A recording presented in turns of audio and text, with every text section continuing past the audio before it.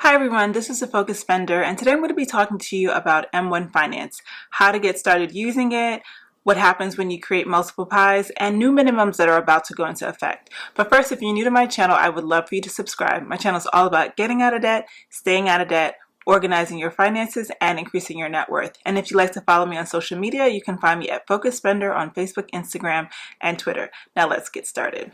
So I have been getting a lot of requests from people asking me how exactly to get started using M1 Finance. And the first thing I want to say is that, we are all in the middle or maybe just the beginning of this quarantine. So for now, we don't know what our job security is going to look like. But if you are feeling any way unsure of your job security, please do not take this opportunity to start investing. I definitely want you to continue to build up your emergency funds. We just do not know what's going to happen. We don't know if it's going to be a recession or depression, whatever. However, if you are feeling good about your job situation and you have never invested or you just want to learn more about M1 Finance, this video is definitely for you.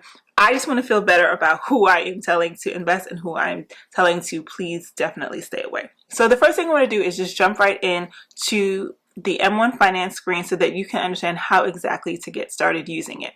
My assumption is that you have already created your account and now you're just like, okay, now that the account is open, what exactly do I do to set up this portfolio? Okay, so here we are in my M1 Finance portfolio, and because of all the madness, you can see that my account has definitely taken a hit, but that's okay. So let's say you are opening up your account for the first time. What you're going to do, you're going to click on the word research, and then you're going to click on My Pies. When you get here, you're not going to see anything under the word used. If this is the very first time you are creating a pie, it's just going to be blank. It'll just say unused, you have no unused pies, you have no pies, etc. So you're going to click here, create new pie. And now you are going to be given tons of options of different stocks and funds, even expert pies that you can invest in. So you probably should have done your research on exactly what you want to invest in already. But if you haven't, you can easily use these different filters to determine what you are going to invest in. You can look up stocks that have more than a certain percentage of dividend yield. You can look it up by PE ratio or market capitalization. You can search by sector. Let's delete that. Let's say that right now you are really interested in healthcare because all eyes are on healthcare at this point, and you want to look at different healthcare stocks to see who's actually doing better. So like Novo it went down a little bit, but overall it's doing better than everything else. So I clicked on Novo and it went to the bottom. I'm not going to click on add yet. I'm going to keep looking. Let's say I want to do consumer defensive. I want to do Costco because Costco is up right now. I want to do P&G. So I click on that. I think that, alcohol consumption is going to go up. So I look under beverages, alcoholic, and who's doing well or who's doing what. Now, I'm just making up and picking out stocks. If you are researching stocks for yourself, you're going to want to do a lot more than what I just did. Right now, I'm literally just picking out stocks at random just to give you an idea of what to do. While these are still down here, you can click on expert pies to see, okay, I want a more hands-off approach to how I'm investing. So I want to see what the experts are doing and what their pies look like. I want to use a moderate pie. So I click on that. And now I've added a moderate pie to my investment portfolio. And then I want to do some stocks and bonds. I want to do bonds. And so I want to pick this M1 Finance portfolio that is 10% stocks and 90% bonds because it's ultra conservative and low risk. So I click on that. Now I have all these different things at the bottom. Now I click on the word add. And here is my pie. And now what I need to do is balance it out. You can leave it exactly as is, or you can rebalance it to however you would like. So I click on the word edit. I want Costco to be at 20%, and as you can see, the total is now 103, which is too high. So now I have to lower. So I'm going to lower my alcohol company, put that down, and maybe I just want to do that at 5%, and I want to bump up Novo, and I want to bump up P&G. Maybe I want to lower my bonds, and then I want to put the final additional 5% to this moderate portfolio. And here I have a pie.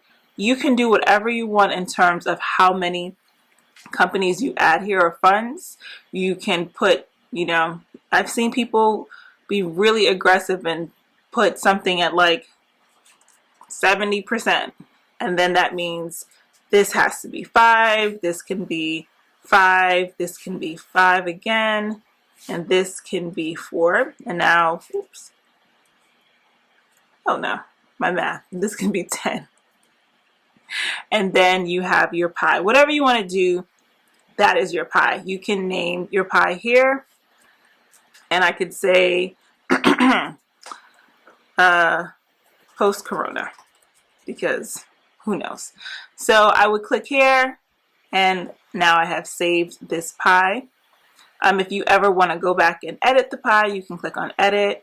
You can obviously edit the percentages again, or you can add more things to your pie. So that's how you do the basic setting up your pie. Now let's say you already have a pie with M1 Finance. So basically you'll have 2 pies. But what happens is that it will take this pie and add it to your existing pie. And let me show you exactly what I mean. So if I stay in this research section and I go to my pies, now I see I see the pie that I've already been using called my portfolio. And this is that new pie that says post-corona. So now I would click to add to portfolio.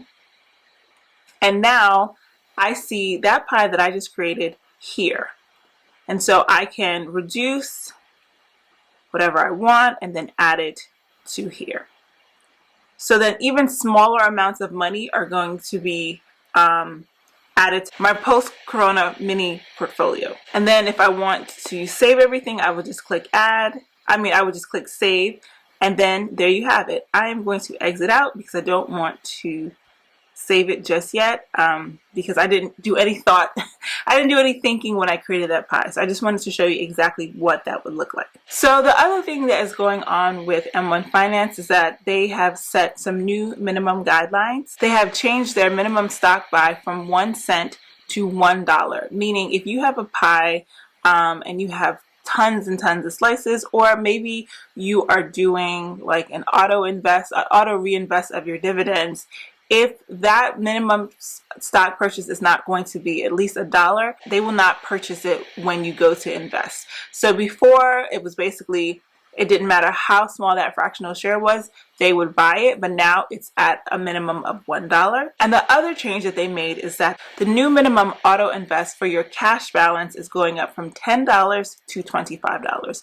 So at first when I saw the email, I thought it meant that, when I auto invested on a weekly basis, my minimum has to be $25, but that's not exactly what it means, because that money that I'm doing for my auto invest is coming from my bank account. It's not coming from my cash balance. So your cash balance gets built up when you get dividends from companies. So every time dividends are paid out, it goes into your cash balance. When that cash balance gets up to, at one point, $10, they would automatically reinvest it into your portfolio. But now that cash balance has to get up to $25. You can also deposit money directly into your cash balance on a recurring basis. And now what they're saying is it has to get to $25 before it will auto invest into your portfolio. So those are the 2 new changes that M1 Finance will be rolling out as of April 1st. If it is not April 1st yet, which it will be in a couple of days, everything is the same. But once April 1st hits, these will be the new changes that will go into effect. I hope you like this video. Please be sure to leave me any questions or comments below. I will leave a link to sign up for M1 Finance in the description box. And I will see you next time. Stay safe. Wash your hands. Bye-bye.